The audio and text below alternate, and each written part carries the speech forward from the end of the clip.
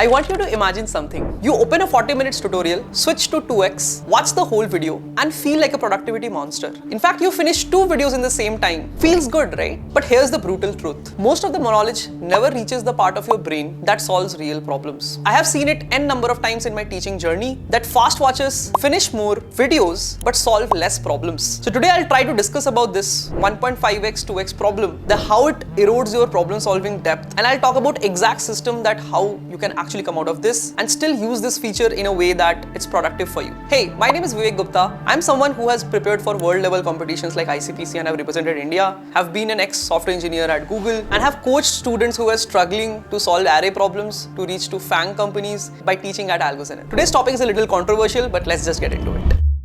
When you are watching videos for any purpose, for example, let's say for DSA, there is 3 things that are happening while watching the video. Number 1, you are building recognition. Number 2, you are building recall. Number 3, you are building transfer skills. What does these 3 things mean? Recognition means you are trying to see the person in the video, solving a problem, building pattern about what to use in this particular problem. Recall means you are putting this into the memory so that the next time you see something similar, you are able to recognize it and bring it back from your memory. The third thing that happens is transfer, that you are learning the pattern in a way that it diffuses enough and can solve another problem of the same type using that same pattern. Sadly, when you increase your speed, what happens is 2 of these 3 gets impaired. Your recall gets impaired because you cannot really stuff more stuff in your brain in that same amount of time, because our brain, like any hard disk, has the same read capacity or write capacity. Second thing, the transfer skills that we were talking about also gets impaired because you just try to memorize the same problem and not look at it from perspectives of making it be able to solve another new problem as well. You are just rushing to solve this one problem quickly. And this is where the concept of consumption curve and comprehension curves comes into place. Consumption curves is like how much time, how many minutes are you spending on a particular problem, and it's linear, the minutes that you watch. The comprehension is non-linear in general. It generally spikes when you pause a video, try to predict what is the next step. Say the video instructor says that this is the problem, you pause and you think how would you solve the problem.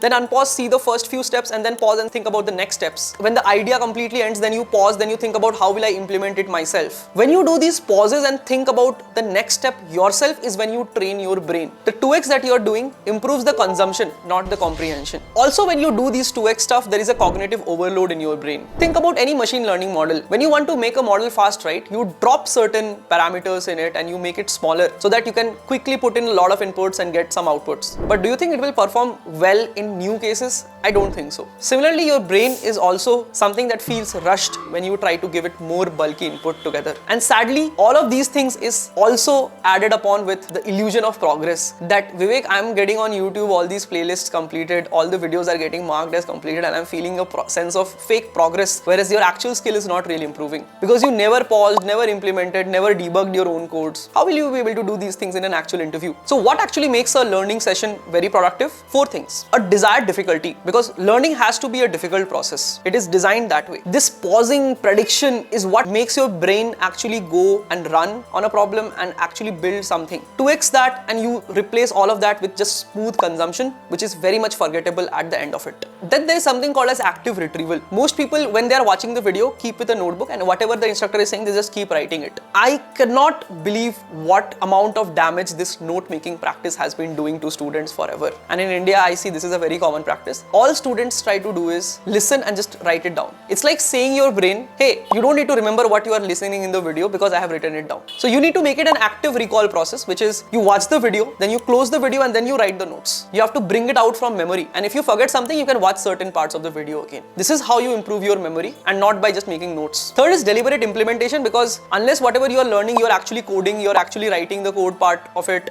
I don't think there is any point in watching so many videos. And if you are just thinking that you have seen the person in the video coding and that is same as you coding the problem, then though you are in another level of delusion. So please code the problems yourself. Also, you have to make sure that you interleave sometimes these topics and do specific revisions so that whatever you have forgotten in your brain, those things get imprinted again and you can recall them when time comes. So revisions are definitely required on videos. So Vivek, what to do? Should I not even use 2x and always watch it in 1x? I don't recommend that as well, because sometimes you want to to go about things faster, but it cannot happen the first time you are doing it. So what I recommend to my students at AlgoZenith, and even to anyone who asks me this question, is when you start at 1x. Watch the first 10 minutes of the video in 1x. After that, if you think the comprehension is video is easy for you, then you can increase the speed slowly, or else keep it at 1x only. If you need to rewind multiple times in a particular video, understand that your brain is saying that it's not able to catch up with the pace. Please decrease it to back 1x if required in that scenario. Step 2 that you need to do is obviously use this pause, predict and play technique, that whenever the instructor says a problem, pause, think about it, then play and see how it actually needs to be done. And this pause can be a 5-minute pause as well. I'm not asking you to pause for like 1 hour and think about the problem. You can try to predict, oh, will we use prefix sum? Is this a DP problem, greedy problem? Whatever it is, you don't need to think too much about it, but try to solve it before seeing the solution directly. Passive contents like videos needs active thinking involved inside it, and then only you can recall it much better. You need to make sure that you also add micro retrieval step, which is the step 3. Like say a considerable chunk of video has covered an important problem, you pause there, then you make the notes from your memory about the whole problem, and then you play again after that. Step 4, make sure that you implement everything that you learn in a problem yourself, or else seeing others implementing something will not help you solve that problem. And you need to do that from memory, not by watching the video. And of course, step 5 would be revision. While you are revising a particular video, I would highly recommend watching them in 1.5x, because you already have the notes with you, you already have watched the video once, so you know the concept, so you can watch it in 1.5x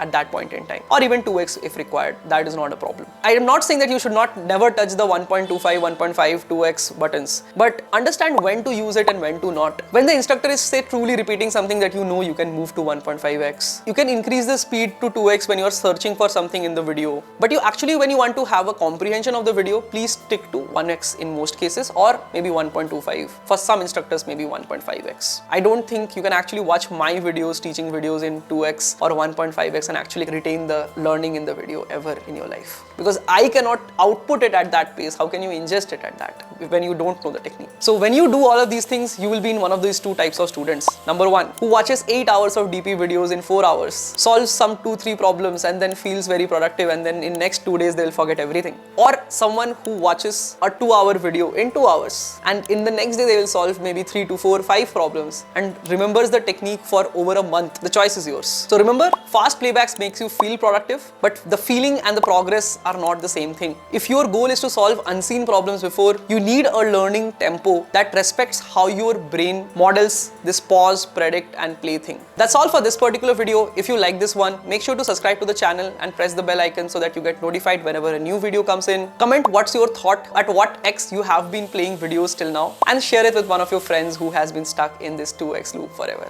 That's all from my side. I'll see you in the next video. Till then, bye-bye.